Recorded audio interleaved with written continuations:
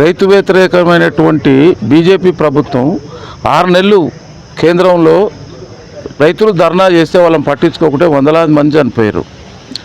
ప్రభుత్వం మార్కెట్లను ప్రైవేట్ పరం చేయాలని చెప్పేసి చూసినటువంటి ప్రభుత్వం బీజేపీ ప్రభుత్వం.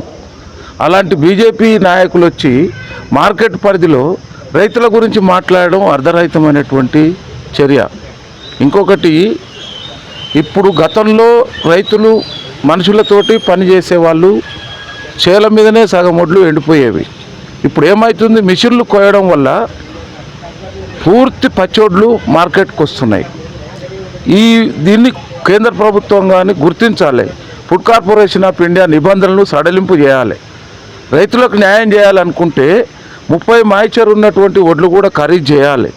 చేసి ఇప్పుడు 16 మాయిచర్ ఉన్న వడ్లకు 67 కిలోల బియ్యం తీసుకుంటారు.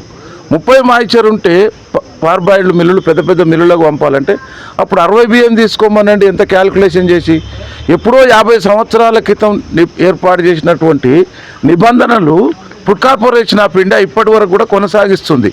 దీని మీద అవగాహన పెంచుకొని కేంద్ర ప్రభుత్వం చట్టాలలో మార్పులు తీసుకొస్తే రైతులకు ఉపయోగపడుతుంది. రైతులు నష్టం లేకుండా పచ్చోడ్లు కూడా కొనడానికి అవకాశం ఉంటుంది. ఇట్లాంటి అకాల వర్షాలు వచ్చినప్పుడు రైతులు మాత్రం ఏం చేయలేరు. ఎందుకంటే పూర్తిగా ఎండ మీద ఆధారపడి ఎండబోయాలంటే కష్టమవుతుంది, మిషన్లు లేవు.